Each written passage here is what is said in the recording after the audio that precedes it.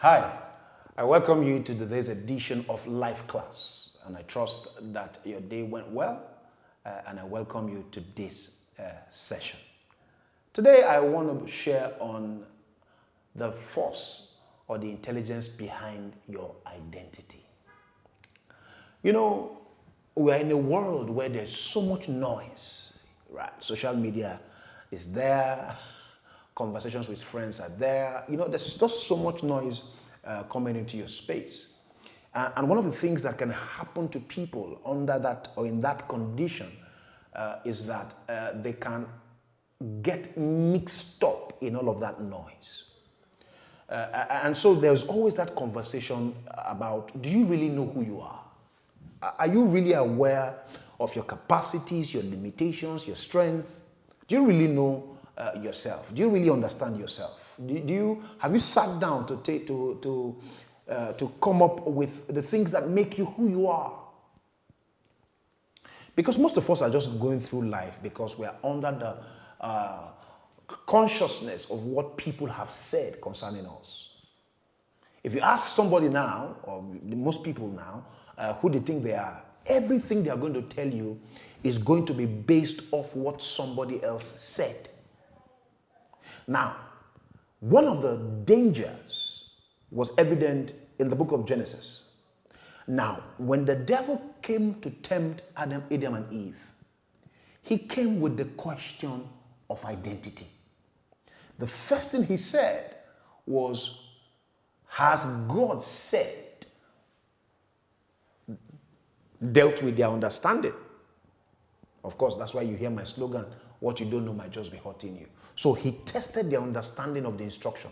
Has God said? But that's not what I'm dealing on today. Then he goes, for God knows that if you eat of this fruit, you will be like God. Wow. How can somebody who was already operating like God be tempted with something that was going to make you what you already are? And that's the complexity behind the concept of identity. And that's why in emotional intelligence, you hear people speak about self-awareness, self-observation. You must know who you are. What are your strengths? What are the things that could be points of triggers for you? Do you really know who you are? Do you? Do you really know who you are? Have you had that conversation with yourself objectively, not based off what other people have said? Because some of you are watching me now and your conversation is still based off what other people said about you.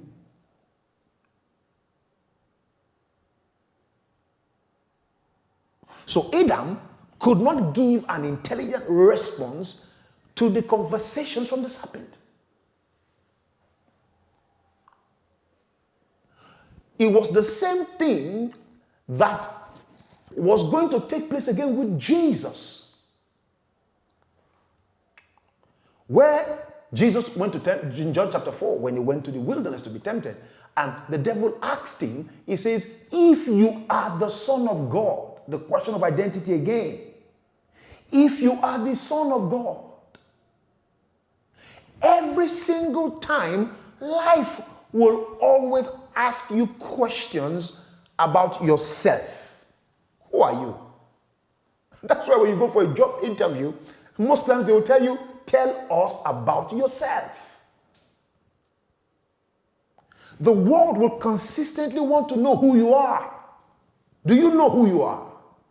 Are you aware?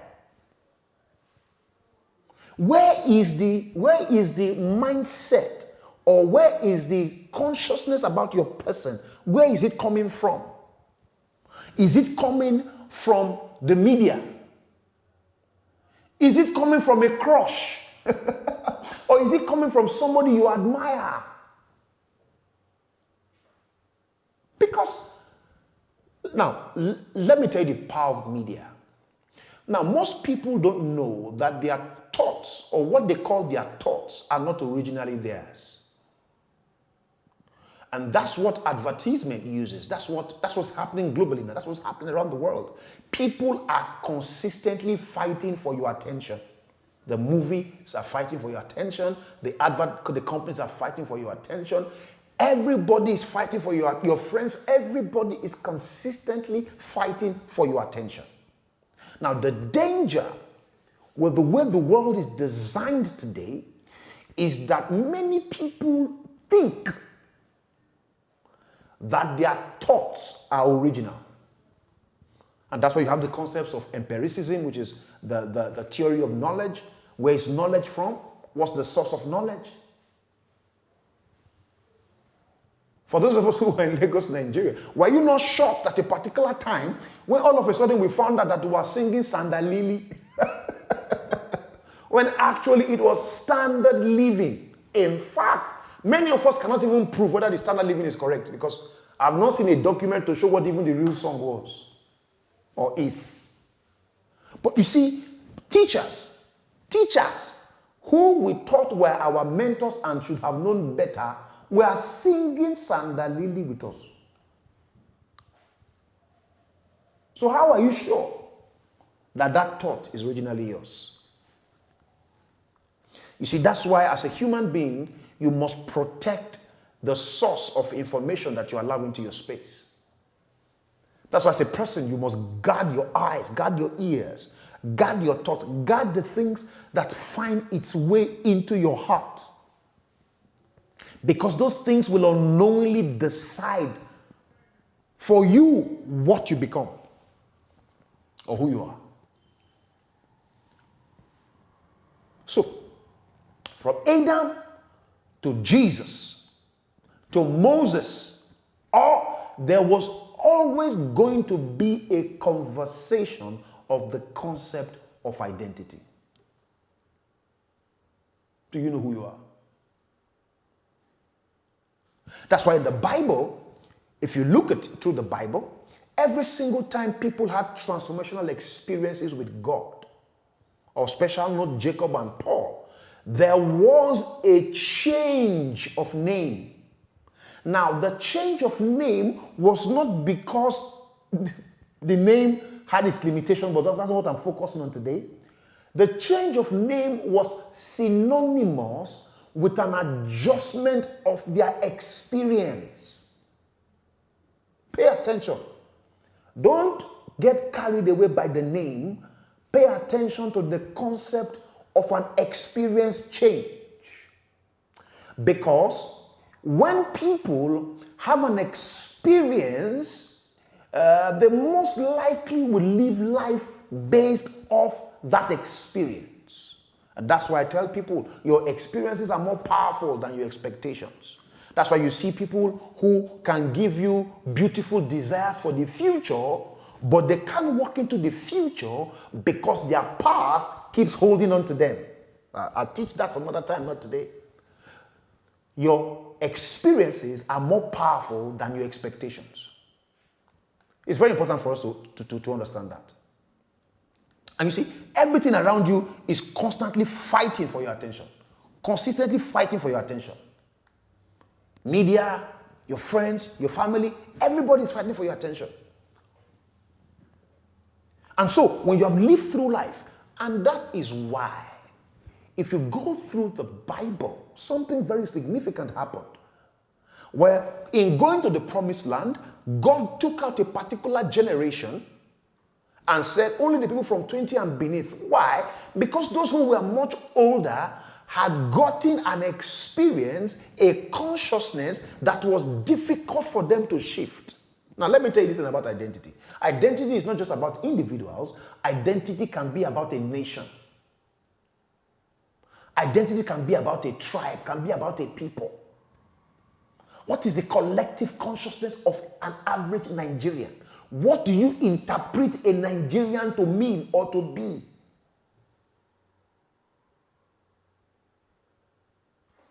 You have to understand the power of because this identity, whether you perceive it in somebody else or about yourself, is how you will relate with people, is how you will relate with your environment, is how you relate with every single thing around you.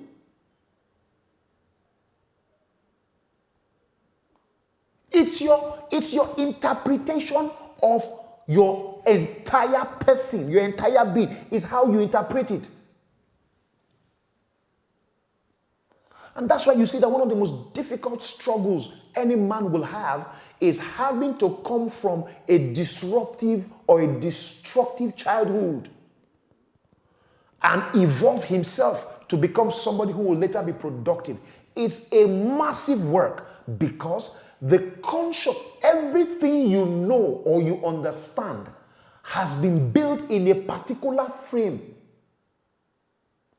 And you are expected that in order to move forward, you must function out of that frame. You see how difficult it is. And that's why the children of Israel, when they were coming out of Egypt, God had to take them through a process. Because if they do not drop the frame that you cannot live as a slave for 430 years, then somebody tells you you will not have a land of your own. How do you want to function? You have not learned administration. You have not learned how to manage resources. You have not learned how to coordinate. You have not learned. For all your life, they have always provided for you. And that's why you must, as a matter of urgency, it's called self-assessment. And people don't do it simply because you are afraid of what you will find out.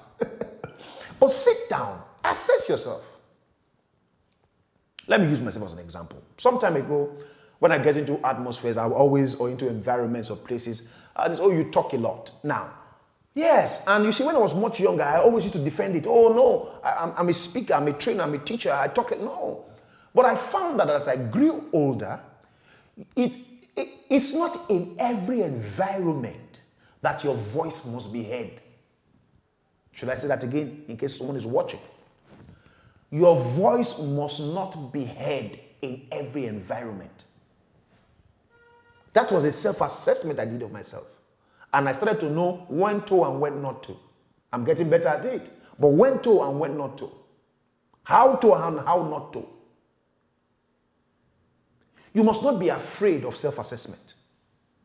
Because that's a bedrock for interpreting your identity, understanding who you are. Self-assessment. So today, take a biro and paper. Self-assessment. Both those who you think are against you.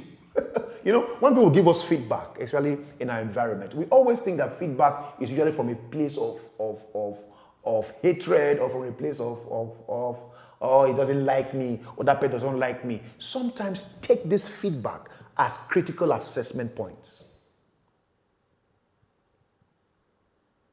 Go and pray. Pray, talk to God. Listen, every single human being, no matter what you believe in, has come to the conclusion that our human existence has or exists within a framework of things that probably will not always be under our control. We're in a framework, and that framework will not always have things that are under your control. Whoever you are, whatever you believe in. So you have to touch in a part of you that's not always what we identify or what we see. So pray. Assess yourself. You might just be self-sabotaging because of who you are.